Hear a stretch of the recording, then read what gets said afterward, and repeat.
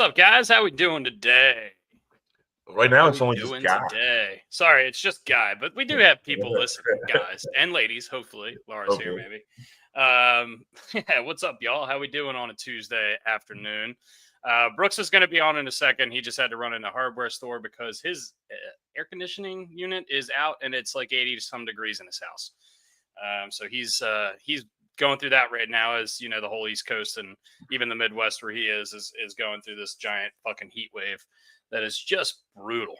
How's it feel in Baltimore outside? Is it nice and toasty out on the concrete? It was like 92 degrees at 10:30 p.m. last night. No, it's miserable. Yeah, it's ridiculous. It's the temperature of. Caitlin says it's the temperature of the sun in our house. I know.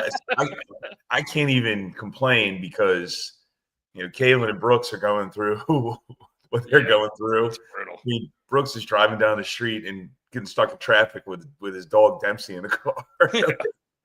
When he comes on, he's gonna be hot. Literally and figuratively. Yeah, he's gonna be all kinds of hot.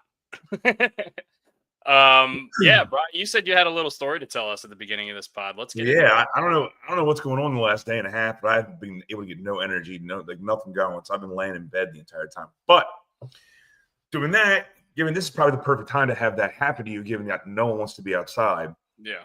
I've been ordering food in and watching TV, watching the games, stuff like that. Well, there were some chocolates sitting over here on my kitchen island.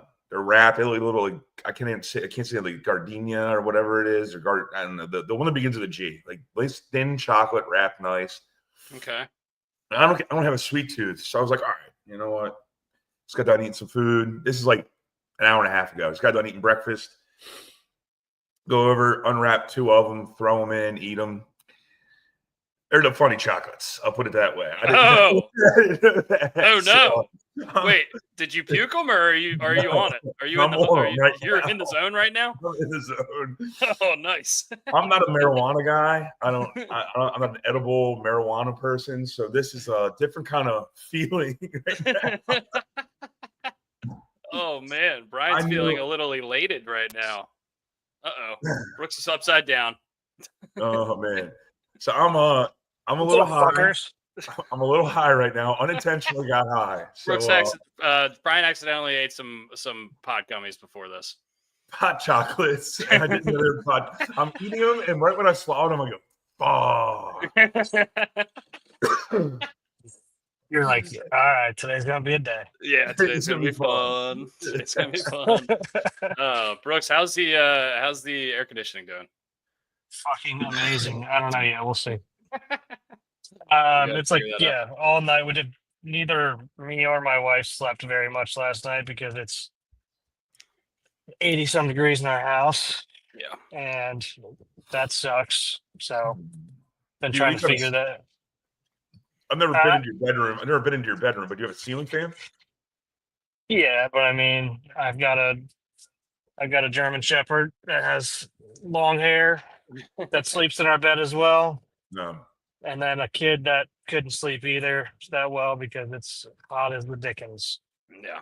And so we're gonna see if this part works and go from there. If not, then we're gonna be spending a couple more nights in misery probably. But what's up with you guys?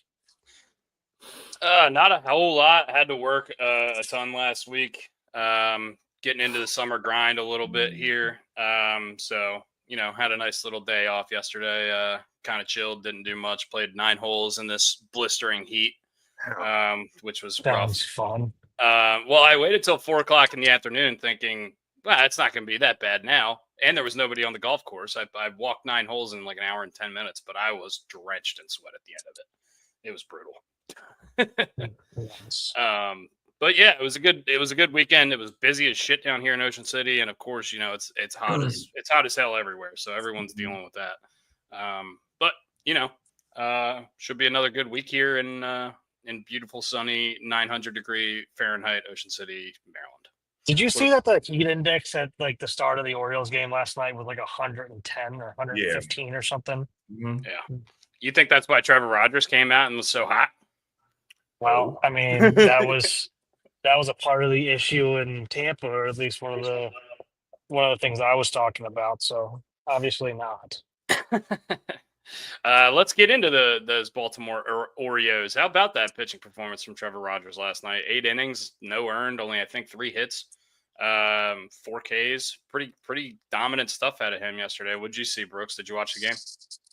Oh yeah, I mean, dude hit 96 at least 3 times. I think Baseball Savant said he hit it 3 times, but the Mass and Gun showed at least 3 times in like the second inning. So Yeah. Yeah, I mean, this stuff looked good. I think I posted something on our Twitter that said his stuff looked nasty tonight, but hopefully the command sticks, and the command did. And honestly, like I was kind of thinking about it, going back to that Rays game. Um, really, if he just wasn't nibbling so much on the corners and just fucking throwing some more strikes, would have probably been fine. But that's the name of the game. Yeah. Hey, Rogers, wake up! What are you doing? He's in the clouds a little bit. Well, his cousin threw 8 innings of shutout ball last night, so It's party. true, yeah. Rogers with no D, by the way. Yeah. Yeah. How do you walk around with no D? The string man. All right. Well, let's talk about some Orioles baseball while we're on it. Obviously, last night was great. Jackson Holliday with the 3-run dinger that kind of popped the game open, and Trevor Rogers obviously shoved last night, so that was awesome. Disappointing weekend, I would say, with the Yankees after a good start on Friday, almost getting no hit on Saturday, and then Sunday having to lead the whole game and then just blowing it in the 8th inning. Brian Baker didn't have his best stuff, and he was throwing some meatballs. He got away with one early in the inning, and then just kind of started throwing some meatballs. It was a bad outing for him. He's actually been pretty decent for us this year, as opposed to what he was doing last year. So hard to get angry at him. Plus, the Yankees are obviously a great team.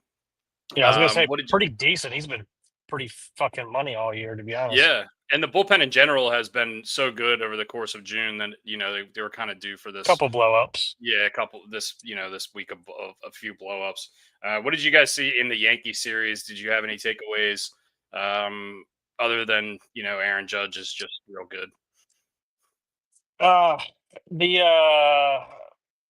one hit game was that the 2-1 game or 2-0 game. I mean, sorry. No, the game we lost like 9-0. We almost got no hit. We had no hits in the 8th inning. All right. Yeah. Offense was pretty disappointing. I think we lost 2-0 too. Was that against them or was that the Rays? No, that was the Rays. Yeah. I'm getting that mixed up as well. But yeah, you got to score runs to win the fucking game. So if you lose 2-0, I don't want to hear shit about the bullpen or the pitching. Yeah. That falls completely on the offense. But yeah, with the Yankees, that was a very, very winnable series that we get out of our grasp there, which sucks. Mm-hmm. But I will say we haven't lost. I think we're we got to start our last 3 lefties. Am I still here? You were on Mars for a second, but can you hear me? You were hanging out with Brian. Nice. Space cadet over there. Yeah. But I was gonna say we haven't lost against a lefty since Scooble, I think. Looks like that's starting to shift a little bit, hopefully. And even before Scooble, we were hitting lefties a little bit better. Or a lot of it better. But yeah, some positive stuff there, but definitely hurts to let a couple of those games go against the Rays and the Yankees that we definitely should have taken. Yeah, I think specifically Gunnar and Holliday have looked a lot more comfortable against lefties as of late. Gunnar had like that giant streak against lefties where he wasn't. He was just kind of on a tear against them. And even yesterday, I think he was 0 for 3 or 0 for 4, but he hit a couple of balls really hard, just right at guys. And then Jackson has the double yesterday and the 3-run dinger. So he obviously has been picking it up. And Patrick Corbin, over the course of the last few years, has not been very good. But this year, his numbers aren't all that bad. He's been pitching to like a 3.9 coming into the game yesterday. So not a horrible start of the year for Patrick Corbin after, a pretty disastrous end to his Washington Nationals stint. But yeah, I mean, all around win yesterday. Trevor Rogers obviously pitched really well. Offense was on the board. Really, really unfortunate news that one of the hottest guys in the lineup and a guy who needed to get hot, Adley Rutschman, is going to be out until at least after the All-Star break with that oblique strain. Obviously, I think Gunnar had a very similar thing. This is like a core injury, correct? They're going to be really cautious with this. Really unfortunate timing. Not fun for hitting. Yeah, really, really unfortunate timing for Adley Rutschman as he was pretty much going crazy and he was having the best offensive, best June offensively that of basically any of the Orioles. Just really bad timing. What do you guys think about that injury, and what do we think about the catching options that are available to us right now? The catching options are pretty poor, and that injury is a bitch for hitting when a lot of baseball motions are about torque. Yeah. So it just sucks. We went through this already with Gunnar. Yeah. So during the preseason, so we kind of know what to expect. Yeah, it sucks, man. Especially, I mean, we talked about it. He's simplifying his swing. He's starting to get a lot better swings on balls, and then this happens. It just sucks, and this is one of those injuries that if you don't sit there and take care of it or rest it properly, and you try to get him back a little early, it's going to linger. So.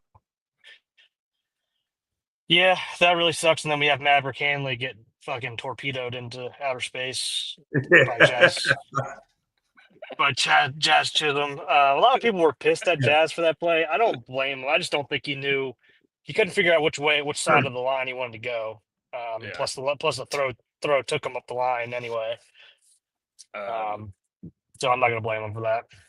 Yeah, I didn't see the roster moves yesterday, and dude, I was watching the game and I was like, "Who the fuck is Trump?" I've never heard that name in my life. Well, he called one game earlier this year. I missed it, obviously. But yeah, we DFA'd him, or I guess not DFA'd him, but sent him down, and then obviously selected his contract. A lot of people were saying, is this going to force their hand to bring up Basayo? I even tweeted it, but when I think about it even more, I mean, Basayo's only caught 10 or 20 games this year. I don't even know. Just with some injuries, and he's playing a lot more at first base, or was playing a lot more at first base just because he had a couple injuries there. But obviously, he's hitting really well, so I don't think that's the move. I want Creed, and I want Creed now, Creed Willems, and I want him to have a Creed walkout song. Give it to me. Give it to me. And that's obviously not going to happen. He's in Bowie at the moment. But it would have been really cool if we could have gotten McCann back after he was released or he got DFA'd. He was DFA'd by the Braves and then picked up an hour later by Arizona. If that doesn't tell you anything about how much Corbin Burns likes throwing to him, I don't know what will. Corbin Burns is not pitching for the next 2 years, by the way. I understand that, but I guarantee you that Corbin said go out and get him on the roster and figure out a way to sign him. Just because, I mean, we saw at the end of the Orioles tenure that he loved throwing to him, and we saw it in just the way he pitched. So. What it means for the Orioles, this Adley injury, is that there's going to be a lot of Gary Sanchez behind the dish. And what that means is that there's going to be a lot of poor defense behind the dish, because the other night, I can't remember what game it was, but I was like, dude, he literally just cost us 3 runs in 2 innings. It's rough. It was the Yankees sometimes. Game. Yeah, it's really rough watching it sometimes, dude. The guy's so bad, and it looks like he's not trying at all. It's so bad. And I know Pigtown, just the money we gave Gary Sanchez was pissed off. So he's going to be pissed off with us talking about it now. And I mean, everybody, Dustin and I said this as soon as we signed him. They're like, oh, but look at his baseball savant numbers. He's he's technically a better defensive catcher than McCann. And I'm like, no, he's fucking not. Yeah, You watch the games. Tell me what you want about his baseball savant numbers, which I've talked about this multiple times. Some of those numbers I don't trust because there's no way and it doesn't take the game into account. There's no way they can be accurate on some of that stuff. But I do enjoy looking at it, but it's the guy is fucking lazy behind the plate at times. Like I need to go back and see how many pass balls he's had in the last 5 years. Like it's rough. It's Jesus rough, man. Christ. I mean, catch and then you get a perfect throw, like Gunner's coming in, charging a ball, throws one on the run, hits him in the fucking chest, and he can't catch it. Are you kidding me? Like, it wasn't even close at home plate. All you got to do is catch it and drop it. He's probably going to be out. I mean, they're probably going to call him safe anyway because he's blocking the goddamn plate. God, I hate him. Man, that was a rant. I've been holding this in for a little while because I'm holding out hope, and we need catching at the moment because, I mean, everybody's fucking hurt at the moment. But he had a couple clutch bombs when he came back off the IL. Then he gets hit in the wrist again. I mean, the guy, nobody wants to throw to him. You look at his ERA at the staff's ERA when he catches, it's fucking laughable. Yeah, it's not good, and it's not getting any better. And it's basically historically based on what you've seen from Gary Sanchez in the past. This has always been an issue with him, and it used to be acceptable because it used to be acceptable because he was hitting 20 or 30 home runs a year at one point in his career, and that those days are long behind him. I'm holding out hope because I think the guy is hilarious to just have on this team because our team is bad and it's funny to watch a hilarious player on a bad team. But I don't know. I every time I start to buy back into the Orioles, then I start to realize this team just might not be very good. I don't know. I mean, it's hard to talk about them because they're playing up to their potential. Yeah, they're 11 games back out of the division, only 6.5 out of the wild card, but a lot of teams to jump. And 10 games under 500. Missing our starting catcher until after the All-Star break is a brutal loss. And I don't know. I'm interested to see as we push towards the trade deadline now. I'm interested to see what kind of moves we're going to be making because I would have said at the beginning of the year is what we're going to be buyers at the deadline. And this year, I would say now we're probably going to be in a little bit of a sell now mode, especially with some of these expiring contracts. But anyway, we got another game against the Rangers tonight. Who's pitching? I was watching Kevin and Zach reacts last night after the game, and one of the guys in the chat was talking about how with all the expiring contracts, like I could see them trying to get rid of some of those before they expire at the end of the year and kind of retool a little bit, which made a lot of sense to me, obviously, without knowing all of them.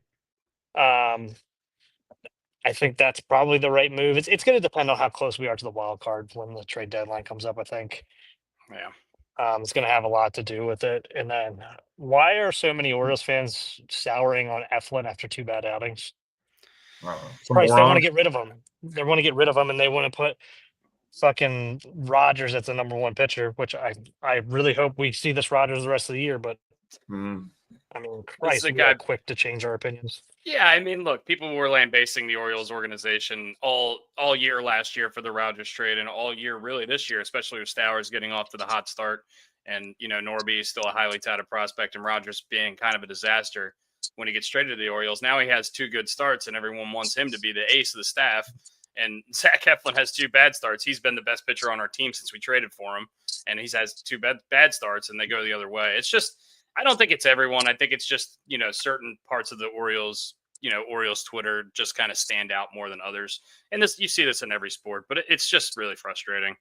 I agree, but I do think that Rogers deserves a spot in the rotation right now until he 100% decides he doesn't know how to pitch anymore again. Look, I'm holding out hope for Dean Kramer to get back to steady, but I mean, I would rather see Rogers pitch than Dean Kramer at this point. And same thing happened with Uncle Charlie. He has terrible starts this season. Everyone wants to write him off, the mortician. And now he's pitching tonight, and he's been one of the better pitchers in the league over the last, month and a half. So you never really know. Obviously, it's a disappointing, just a disappointing season regardless. But can we take inventory of this right now and what's going on? This is good. I will bet money that this is the only podcast in the country right now that has 3 dudes talking about baseball while one guy services an air conditioner. And one guy's on the fucking moon. I got to stand guard here. I don't know what to do. I just so ESPN I don't know what you're talking about. ESPN came out this morning, Passan and Kylie McDaniel, with a list of the top 50 candidates to be traded and like ranking them based on their potential effectiveness. Of the Orioles, I see on the list, Ryan O'Hearn's the top one. They have a chance of trade and best fits. They have Ryan O'Hearn as 85% chance of getting traded. They have Cedric Mullins at 70%, Felix Bautista at 15%, and the only other guy I see on here for the Orioles is Zach Eflin, who we just talked about, at 75%. I wouldn't be shocked to see any of those guys go except for Felix. I think Felix being traded would be a mistake. I think that would be really short-sighted. What the offer is like unless it's a ridiculous offer. But there's too much team control, and obviously this team is still looking to have a run of good seasons ahead of us. Just because this season isn't going well doesn't mean we have to trade off our future. I understand trading off the guys that are expiring. That makes a little bit more sense to me. But it would suck. It would also suck to lose O'Hearn. It seems like he's a dog, especially on the field. But I mean, not only that, in the clubhouse, he seems like one of the guys that everyone really likes and respects. So losing him would suck. And same thing with Seti. But that's kind of the way things will go as baseball gets into getting near the All-Star break. Speaking of nearing the All-Star break, have you guys seen this crazy run that the big dumper Cal Raleigh is on? He is, and he's trying to break Barry Bonds' home run record before the All-Star break. What's going on? And doing it in Seattle, dude. I know. He's homered in. He's hit homers in 4 straight games. I believe he's hit homers in 6 out of 7 games. Let there be light. Look at that. What we got? At that. Let's see if is the air conditioning? Yeah, let's see if it's conditioning. The fan has always been going, but we'll see if the conditioning is doing the conditioning stuff. Yeah, that would be cool. That would be really cool. But anyway, before. As of right now, his pace is to hit 40 homers before the All-Star break, which has surpassed the record of Barry Bonds that had 39 before the All-Star break in 2001. He finished with 73 that year. Either way, as a catcher, this is just outrageous. Even if he doesn't hit another home run the rest of the year, this is already a ridiculously good season for a catcher, 32 homers. He's already got more than his career high. It's crazy what he's doing. And also, by the way, this guy won a platinum glove like less than 2 years ago. So just unbelievable how Cal Raleigh has just like, I mean, I think Aaron Judge was minus 6,000 to win AL MVP like a week ago. I mean, Cal Raleigh's got, every bit of an argument as Aaron Judge does right now to win American League MVP. He's winning games by himself for the Mariners. He just won probably 4 games this week for the Mariners. Also, by the way, he's doing it with a big dumper. Big dumper. One of the best nicknames I can ever think of. That's great. Yeah. But good for him. I just wanted to mention him because he's on just like a ridiculous streak right now, and I thought that was really cool. I also heard on something really interesting on Talking Baseball. I was listening to that this morning while I was running errands. And I saw Christian Yelich became the first player in MLB history to have 8 RBIs in a game and not score a run. Oh my God. How crazy is that? Guys, we got cold air. Oh my God. We did it. We got it. We did it. We fucking did it. We did it. We fucking did it. What kind of part did you need? I don't know, but I think I'm an HVAC specialist now. Oh, okay. I got a new career I'm taking up. I think we got cold air. Uh-oh. The capacitor's been changed. The flux capacitor. Flux The flux capacitor. Brooks, you deserve a cold beer, I think. Oh man. What's up? She said it's hot as Hades in here. It's hot as Hades in here. This is cold. Terrible radio, but God, awesome live viewing. Yeah. It's so good. Yeah, our live viewing. We got more live viewers than anything, so. Yeah. Anyway. All right. Anyway. I'm getting on my Carly's... laptop, so this looks like a proper podcast. Okay. We'll remove you from the stage.